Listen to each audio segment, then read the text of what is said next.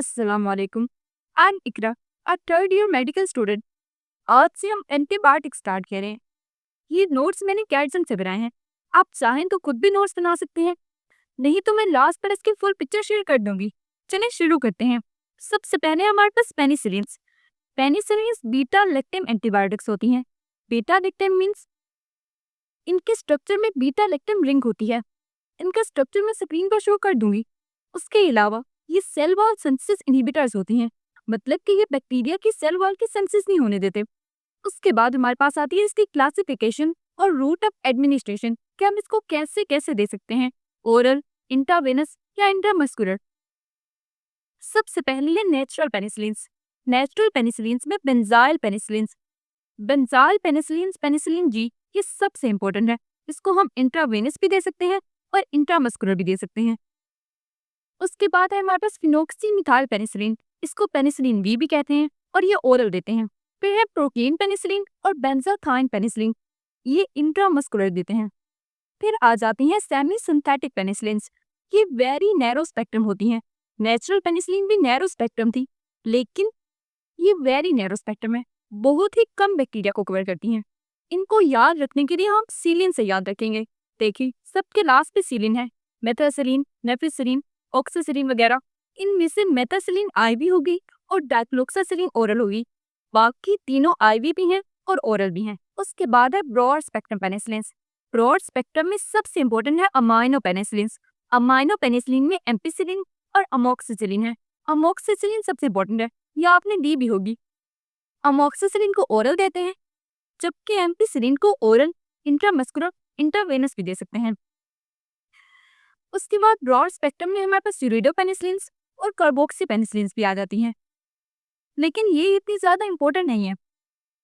इसके बाद है हमारे पास इसकी फार्माकोकाइनेटिक्स। फार्माकोकाइनेटिक्स होती है कि बॉडी ड्रग के साथ क्या करती है, कैसे उसको अब्जॉर्ब करती है, कैसे डिस्ट्रीब्यूट करती है, कैसे मेटाबोलाइज करती है और कैसे एलिमिनेट करती है। हमने इसका रूट ऑफ एडमिनिस्ट्रेशन तो पढ़ लिया। अब है इसका मेटाबॉलिज्म। पेनिसिलिन पोलर कंपाउंड्स होती हैं, मतलब कि ये वाटर सोल्यूबल होते हैं। अब जो वाटर सोल्यूबल कंपाउंड है वो बॉडी के अंदर इतने ज्यादा अब्जॉर्ब नहीं होते। हमने जनरल फार्मा में पढ़ा था कि किसी भी ड्रग को अब्जॉर्ब होने के लिए ज्यादा लिपिड सोल्यूबल होना चाहिए और कम वाटर सोल्यूबल होना चाहिए। इसलिए पेनिसिलिन पोलर कंपाउंड्स है, इतनी ज्यादा मेटाबोलाइज नहीं होती। और इनकी एलिमिनेशन कैसे होती है, एलिमिनेटेड अनचेंज। जब अब्जॉर्ब नहीं हो रही तो अनचेंज ही एलिमिनेट होगी ना। इसके एलिमिनेशन के दो रूट हैं, एक ग्लोमेरुलर फिल्ट्रेशन और दूसरा ट्यूबुलर सिक्रीशन। अब ये जो ट्यूबुलर सिक्रीशन है ना, इसको प्रोबीन एसिड इनहिबिट कर देते हैं। अब प्रोबीन एसिड क्या है कि ड्रग्स होते हैं जो कि गाउट और हाइपर कैल्सीमिया को ट्रीट करने के लिए यूज होते हैं। ये पेनिसिलिन की एलिमिनेशन नहीं होने देंगे, और जब एलिमिनेशन नहीं होगी पेनिसिलिन की कंसंट्रेशन बॉडी के अंदर इंक्रीज करती जाएगी। लेकिन इसमें एक एक्सेप्शन है, जो नेफिसिलिन और एम्पिसिलिन है वो ग्लोमेरुलर फिल्ट्रेशन या ट्यूबुलर सिक्रीशन से एलिमिनेट नहीं होती, वो बाइल में एक्सीट होती हैं। ये आपने याद रखना है, ये एमसीक्यूज आ सकता है। ऐसी जो एक्सेप्शंस होती हैं क्लास में याद रखा करें। उसके बाद है इसकी हाफ लाइफ। तो जो पेनिसिलिन्स होती हैं उनकी हाफ लाइफ होती है 30 मिनट से 1 आवर, लेकिन प्रोकीन पेनिसिलिन्स और बेंजाथाइन पेनिसिलिन्स इनकी लॉन्ग हाफ लाइफ होती है। क्यों लॉन्ग होती है? क्योंकि इनका इंट्रामस्कुलर रूट होता है। जिन भी ड्रग को हम इंट्रामस्कुलर रूट से देते हैं वो स्लोली बॉडी में एब्जॉर्ब होती हैं, इसलिए उनकी हाफ लाइफ ज्यादा होती है। उसके बाद इनका ब्लड ब्रेन बैरियर, मतलब कि ये ब्लड ब्रेन बैरियर को क्रॉस करती है या नहीं करती। Penicillin not radially cross the blood brain barrier, मतलब कि सीएनएस के अंदर इतनी ज्यादा अब्जॉर्ब नहीं होती। जो ज्यादा लिपिड सोल्यूबल ड्रग्स होती हैं वो सीएनएस के अंदर रेडियली अब्जॉर्ब हो जाती हैं। ये ब्लड ब्रेन बैरियर को सिर्फ कब क्रॉस करेगी, जब मेनिंजेस इन्फ्लेम्ड होंगी। उसके बाद है इनका मैकेनिज्म ऑफ एक्शन। पेनिसिलिन अपना काम कैसे करती हैं, बैक्टीरिया को किल कैसे करती हैं। अब हमारे पास एंटीबायोटिक्स दो तरह की होती हैं, एक होती है बैक्टीरिसीडल और एक होती है बैक्टीरियोस्टेटिक। जो बैक्टीरिसीडल होती हैं वो बैक्टीरिया को मार देती हैं, किल कर देती हैं, जबकि बैक्टीरियोस्टेटिक मारती नहीं है, सिर्फ वीक करती हैं। तो जो पेनिसिलिन्स है वो हमारे पास अब बैक्टीरिसीडल है, मतलब कि किल करेंगी बैक्टीरिया को। कैसे किल करेंगी? ये बाइंड होती हैं पेनिसिलिन बाइंडिंग प्रोटीन्स के साथ। पेनिसिलिन बाइंडिंग प्रोटीन्स कहाँ है?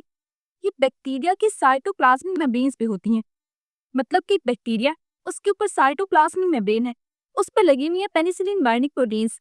उसके ऊपर जाके पेनिसिलिन ने अटैच होना है और अटैच होके क्या करना है, उसने इनहिबिट करना है ट्रांसपेप्टाइडेशन रिएक्शंस को।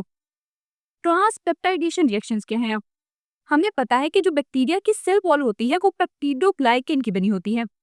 तो पेप्टिडोग्लाइकेन ने आपस में क्रॉस लिंकिंग करनी होती है, ये इसको इनहिबिट कर देगी।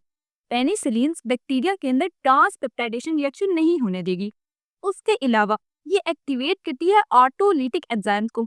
ऑटोलिटिक से समझ आ रहा है कि ऐसे एंजाइम होंगे जो बैक्टीरिया को खुद ब खुद किल करेंगे।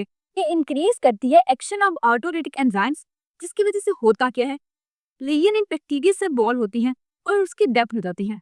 सबसे पहले पेनिसिलिन बाइंड करेगी पेनिसिलिन बाइंडिंग प्रोटीन्स के साथ, उसके बाद इनहिबिट करेगी ट्रांसपेप्टाइडेशन रिएक्शंस को, उसके बाद एक्टिवेट करेगी ऑटोलिटिक एंजाइम्स को, लेयन होगी बैक्टीरिया की सेल वॉल के अंदर और उसकी डेथ हो जाएगी। उसके बाद हमारे पास रेसिस्टेंस। पेनिसिलिन तो अपना काम कर रही है, लेकिन बैक्टीरिया तो इतनी आसानी से उसे अपना काम करने नहीं देंगे, इसलिए उसके खिलाफ रेसिस्टेंस बना लेंगे, उसको रोकने की कोशिश करेंगे। अब बैक्टीरिया कैसे रोकेंगे पेनिसिलिन को? 3 तरीके हैं। या तो वो एंजाइमेटिक हाइड्रोलिसिस करेंगे, या स्ट्रक्चर चेंज कर देंगे पेनिसिलिन बाइंडिंग प्रोटीन्स का, मतलब जहां पे जाके पेनिसिलिन ने लगना है उसके स्ट्रक्चर को चेंज कर देंगे, या चेंज इन पोरिन स्ट्रक्चर करेंगे। पोरिन्स क्या होती है? बैक्टीरिया के सेल वॉल के अंदर पोर्स होते हैं जिससे पेनिसिलिन अंदर जाती है, उसको ही चेंज कर देंगे। एंजाइमेटिक हाइड्रोलिसिस में क्या आता है, बैक्टीरिया ऐसे एंजाइम्स बनाएंगे जो कि हाइड्रोलिसिस करा दें, किसकी? पेनिसिलिन की हाइड्रोलिसिस करा दें। Formation of beta lactamases. Beta lactamases वो एंजाइम है, हमने अभी पढ़ा कि पेनिसिलिन के स्ट्रक्चर में बीटा लैक्टम रिंग होती है, तो ये बीटा लैक्टमेजेस क्या करेंगे, बीटा लैक्टम को तोड़ देंगे, जिसकी वजह से क्या होगा, हाइड्रोलिसिस होगी बीटा लैक्टम रिंग की और पेनिसिलिन अपना काम नहीं कर सकेगी। लेकिन अगर हम चाहते हैं कि पेनिसिलिन अपना काम करे, बीटा लैक्टमेजेस को हाइड्रोलाइज ना करें, तो हम क्या करें, हम उसके लिए बैक्टीरियल एंजाइम इनहिबिटर दे सकते हैं। मतलब कि पेनिसिलिन के साथ हम ऐसे ड्रग्स दें जो कि इस एंजाइम को इनहिबिट कर दे, बीटा लैक्टमेजेस को इनहिबिट कर दे। ऐसे कौन से ड्रग्स होते हैं? ऐसे ड्रग्स हैं हमारे पास क्लोरोनिक एसिड, सल्पेक्टम, टीजोपेक्टम। इनको हम देते हैं पेनिसिलिन के साथ ताकि उसके एंजाइमेटिक हाइड्रोलिसिस ना हो सके। ये क्वेश्चन बहुत इंपॉर्टेंट है, यूएचएस का तो फेवरेट है। ये ऐसे आ सकता है, what is the rational of combining clavulanic acid और beta lactam inhibitor drugs with penicillin? उसके बाद है structure changes in penicillin binding proteins. Penicillin binding proteins के अंदर स्ट्रक्चर चेंजेस करके कौन कौन से बैक्टीरिया जो है वो रेसिस्टेंस डेवलप करते हैं। इसमें हमारे पास आ जाते हैं स्टेफिलोकोकाई। जो स्टेफिलोकोकाई के अंदर रेसिस्टेंस डेवलप होती है मेथिओनिन के खिलाफ, वो हमारे पास इस तरीके से डेवलप होती है। या नमूनोकोकाई के अंदर जो पेनिसिलिन जी से रेसिस्टेंस बनती है वो इस तरीके से होती है। या एंटीरोकोकाई के अंदर पता चेंज इन पोरिन स्ट्रक्चर। अब सेल वॉल के अंदर जो पोर्स हैं वो क्या करें कि पेनिसिलिन बैक्टीरिया के अंदर ना आ सके, तो वो क्या करेंगे, नैरो हो जाएंगे। जब वो नैरो होंगे तो पेनिसिलिन अब्सॉर्ब नहीं हो सकेगी, पेनिसिलिन बैक्टीरिया के अंदर जा नहीं सकेगी, अपना काम भी नहीं कर सकेगी और इस तरह रेसिस्टेंस डेवलप हो जाएगी। अब कौन कौन से 3 तरीके हैं रेसिस्टेंस डेवलप करने के? एक है enzymatic hydrolysis, structure changes in the penicillin binding protein और चेंज इन पोरिन स्ट्रक्चर। ये क्वेश्चन एज इट इज आता है, मैकेनिज्म ऑफ एक्शन और रेसिस्टेंस का। उसके बाद इनके क्लिनिकल यूजेस कि ये यूज कहाँ कहाँ पे हो सकती हैं। जो नैरो स्पेक्ट्रम पेनिसिलिन हैं, मतलब कि penicillin G, V, procaine penicillin या बेंजाथाइन पेनिसिलिन, वो कहाँ पे यूज होंगे? ये जो पेनिसिलिनेस है ना, ये बीटा लैक्टमेजेस एंजाइम है। आपको पता होगा कि जिस वर्ड के एंड पे एज आता है वो एंजाइम होते हैं, तो ये पेनिसिलिनेस वो एंजाइम होंगे जो पेनिसिलिन के बीटा लैक्टम रिंग के ऊपर अटैक करेंगे। ये यूज कहाँ पे होती हैं? ये होती है यूज हमारे पास इन्फेक्शन कास्ड बाय स्ट्रेप्टोकोकाई, मेनिंजियोकोकाई, ग्राम पॉजिटिव राट्स और स्पायरोचीट के अंदर। मोस्टली ग्राम पॉजिटिव कोकाई के अंदर यूज होती हैं ये। लेकिन ये कहाँ पे यूज नहीं होती? स्टेफिलोकोकस ऑरियस और न्यूमोकोकाई के अंदर यूज नहीं होती। इसके अलावा निजीरिया गोनोरी के अंदर भी यूज नहीं होती। क्यों यूज नहीं होती? क्योंकि ये बीटा लैक्टमेजेस बनाती हैं और ये बीटा लैक्टमेजेस से सस्केप्टेबल होती हैं। इसलिए ये ड्रग ऑफ चॉइस है किसके लिए? सिफिलिस के लिए। सिफिलिस कौन काज करता है? टेपोनीमा पैडम। ये आपने याद रखना है, ये इंपॉर्टेंट पॉइंट है, एमसीक्यूज में आ सकता है। ये सब यूजेस थे पेनिसिलिन जी के। अब है हमारे पास पेनिसिलिन बी। ये देखिए, ये हम सिर्फ ओरल दे सकते थे, इसलिए सिर्फ ओरोफेरेंजियल इन्फेक्शंस के अंदर यूज होगी ये। लेकिन जब हम इसको अमाइनो ग्लाइकोसाइड के साथ यूज करेंगे तो इसकी एक्टिविटी इंक्रीज कर जाएगी। ये अमाइनो ग्लाइकोसाइड हम आगे पढ़ेंगे, ये भी एंटीबायोटिक्स हैं। फिर आ जाती है हमारे पास वेरी नैरो स्पेक्ट्रम पेनिसिलिन्स, मतलब के सीलिन वाली, मेथासिलिन, नेपिसिलिन, ऑक्सासिलिन वगैरह। ये यूज होती है स्टेफ्लोकोकस इन्फेक्शंस के अंदर। अब ये जो नैरो स्पेक्ट्रम थी वो स्टेफ्लोकोकस ऑरियस के अंदर यूज नहीं हो रही थी, लेकिन ये स्टेफ्लोकोकस इन्फेक्शन के अंदर यूज होंगी। जो मेथिसिलिन रेसिस्टेंट स्टेफ्लोकोकस ऑरियस होते हैं ना, स्टेफ्लोकोकस एपिडर्माइडिस है, वो सारी पेनिसिलिन से रेसिस्टेंस होंगे। इसको हम याद रखते हैं मर्सा से।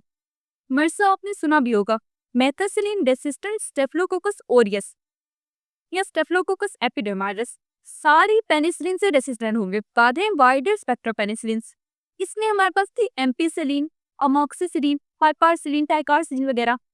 तो जो एम्पिसिलिन और अमोक्सिसिलिन है उनका स्पेक्ट्रम पेनिसिलिन जी जैसा होता है।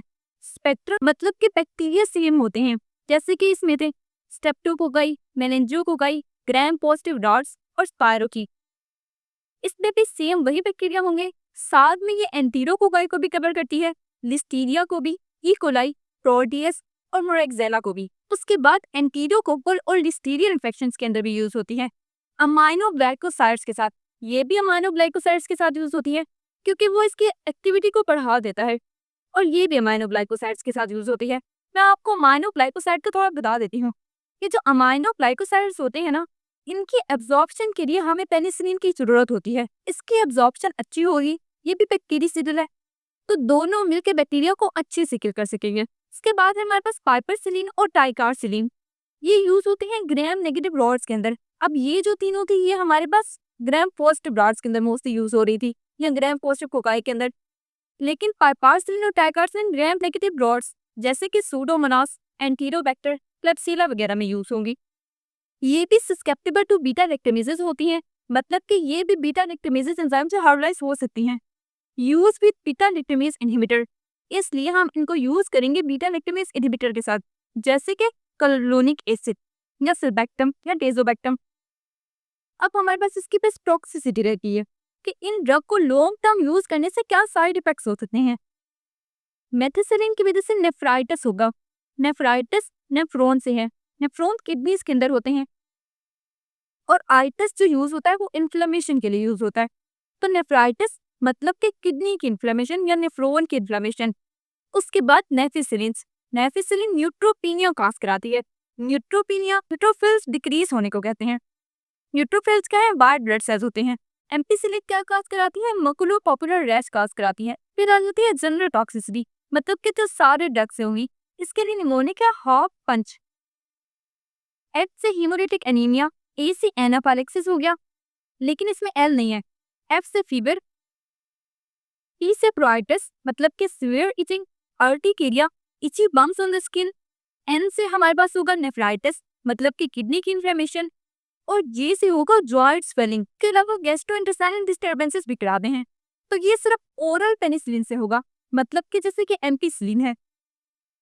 ये क्या क्या करवाएगा, नोजिया हो सकता है, डायरिया हो सकता है, सूडोमेम्ब्रेनस कोलाइटिस, ये आपने लाजमी याद रखना है।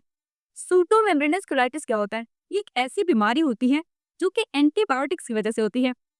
एंटीबायोटिक्स क्या करती हैं कि जो हमारे गट में नॉर्मल फ्लोरा होते हैं ना, मतलब कि जो नॉर्मली बैक्टीरिया गट में होते हैं उनको मार देते हैं, जिसकी वजह से जो क्लोस्ट्रीडियम होता है वो ग्रो करता है और सूडोमेम्ब्रेनस कोलाइटिस करा देता है। आई होप कि आपको सब चीजें ठीक ठीक समझ आ गई होंगी। बहुत शुक्रिया।